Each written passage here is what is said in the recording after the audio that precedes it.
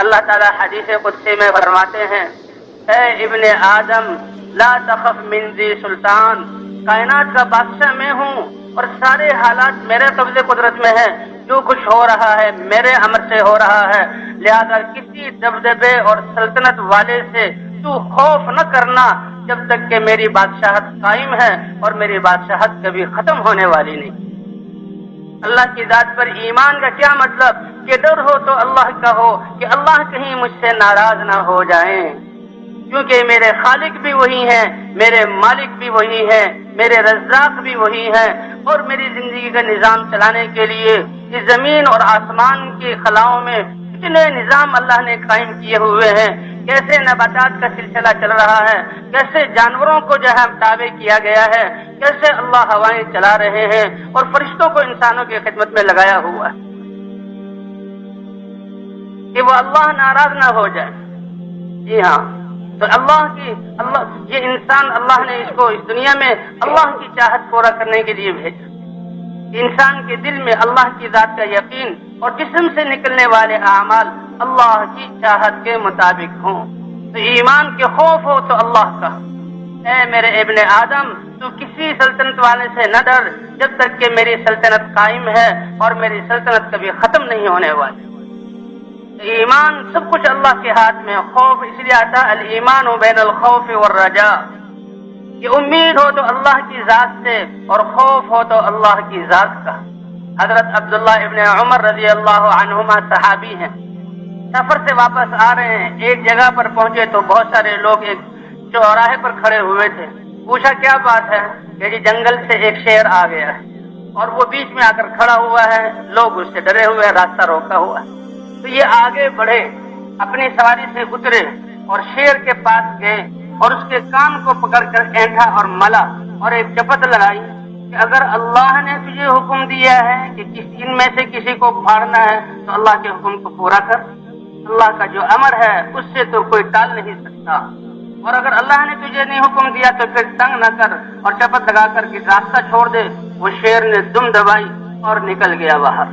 اور راستہ خالی ہو گیا، اور پھر فرمایا انما سلط علی ابن آدم ما خافہ ابن آدم، یہ ابن آدم انسان اتنی بڑی عظمت والا ہے کہ اگر اس کے دل میں صرف اللہ کا خوف ہو، باقی سارے ڈر یہ نکال دے تو کائنات کی کوئی چیز اس کو دبا نہیں سکتی۔ یہ دل اللہ کی ذات پر ایمان، اللہ کی محبت، اللہ سے امید، اللہ کی ذات کا خوف اس کے لیے بنایا گیا ہے۔ جب یہ انسان اللہ کے خوف کو نکال کر چیزوں کا خوف اور تاثر پیدا کرتا ہے تو ان چیزوں کو اس پر مسلط کر دیا جاتا ہے۔ ان لم يخف الا اللہ لم يسلط علیہ غیرہ، اگر یہ صرف اللہ ہی سے ڈرے تو اللہ اس کے اوپر کسی مخلوق کو غالب نہ آنے دے اور کسی کو مسلط نہ کرے۔ اور فرمایا وَإِنَّمَا وُكِّلَ ابن آدم إِلَى مَنْ رَجَاهُ مَا رَجَاهُ ابن آدم، اگر یہ انسان کسی چیز سے مخلوق سے امید باندھ لیتا ہے تو اللہ تعالیٰ اس انسان کو اس کے حوالے کر دیتے ہیں، جاؤ اس سے اپنی جہاں کام پورے کراؤ اور اس سے اپنی حاجتیں مانگو، اور وہ بھی مخلوق ہے۔ اور اگر یہ انسان اپنے دل سے ساری چیزوں سے امیدیں منقطع کر کے اللہ کی ذات پر امید کو پختہ کر لے، اللہ فرماتے ہیں کہ میں کسی اور کے اس کو حوالے نہیں کروں گا۔ جو اللہ سے امید باندھے گا اللہ اپنی قدرت سے اس کے کام جو ہے پورے کریں گے۔ وَمَن يَتَوَكَّلْ عَلَى اللَّهِ فَهُوَ حَسْبُهُ، اے ابن آدم تو رزق کی تنگی سے نہ ڈر، تو رزق کی تنگی سے کہ میں جہاں اتنے زیادہ افراد ہو گئے، اتنے زیادہ لوگ ہو گئے اور میں محنت نہ کروں تو رزق کہاں سے آئے گا؟ رزق دینے والی ذات اللہ کی ہے۔ خزائنی ملآنا، میرے خزانے بھرے پڑے ہیں، میرے خزانے بھرے پڑے ہیں۔ وخزائنی لا تنفد، اور میرے خزانے کبھی کم نہیں ہوں گے۔ اے ابن آدم تجھے تو دنیا میں نے اپنی عبادت کے لیے پیدا کیا ہے، اللہ کی عبادت، اللہ کی چاہت کو پورا کرنا، اللہ کے احکام کو پورا کرنا، جو اللہ نے امر دیا نبی کے طریقے پر پورا کرنا۔ میں نے تو تجھے اپنی عبادت کے لیے پیدا کیا ہے۔ فلا تلعب، دنیا کی زندگی کو غفلت میں اور کھیل کود میں نہ گزارنا، یہ بڑی تیرے نقصان کی بات ہے۔ وقدرت لک رزقک، اور تیرا رزق میں نے مقدر کر دیا ہے، وہ رزق تجھے پہنچ کر رہے گا، لہذا رزق کی تلاش میں اپنے آپ کو تھکانا نہیں. یہ تو اللہ کا وعدہ ہے.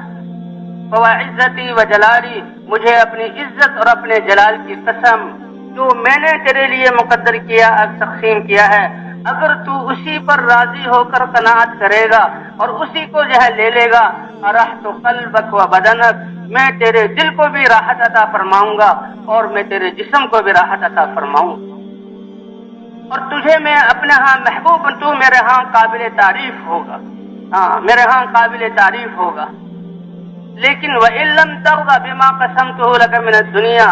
جو میں نے تیرے لیے تقسیم کیا ہے اس پر تو راضی نہ ہوا، بلکہ اور حاصل کرنے کی تگودوں میں تو نے اپنے آپ کو تھکایا، تو مجھے بھی اپنی عزت اور جلال کی قسم ہے، لَأُسَلِّطَنَّ عَلَيْكَ الدُّنْيَا، پھر دنیا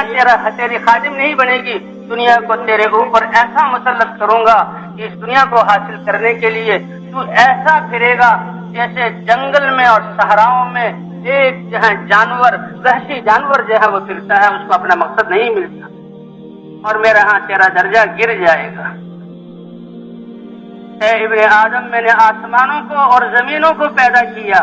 زمین اور آسمان اور ان کے درمیان کی مخلوقات ہے، اس مخلوقات نے مجھے، اس کے پیپ بنانے نے مجھے نہیں تھکایا، تو کیا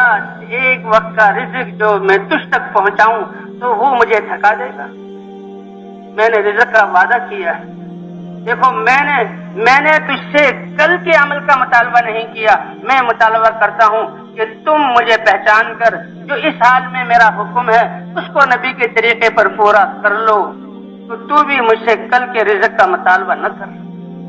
ہاں، میں نے تجھ سے کل کے عمل کا مطالبہ نہیں کیا. اے ابن آدم، میں تجھ سے محبت کرتا ہوں، اور میرے رب اور میرے خالق اور مالک اور رزاق ہونے کا واسطہ تو بھی مجھ سے محبت کا اظہار کر.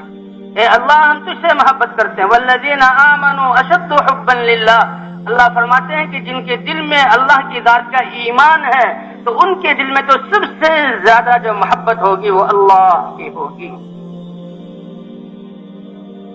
تو انسان کا سرمایہ ایمان ہے اور اس کے نیک اعمال ہیں کامیابی کا سرمایہ. انا عند ظن عبدی بی، اور ایمان والے کا اللہ کی ذات پر یقین ایسا طاقتور ہے. اللہ فرماتے ہیں میرا بندہ جیسے مجھ پر یقین اور گمان رکھتا ہے اس کے مطابق میں اس کے ساتھ معاملہ کرتا ہوں، اس کے مطابق میں اس کے ساتھ معاملہ کرتا ہوں.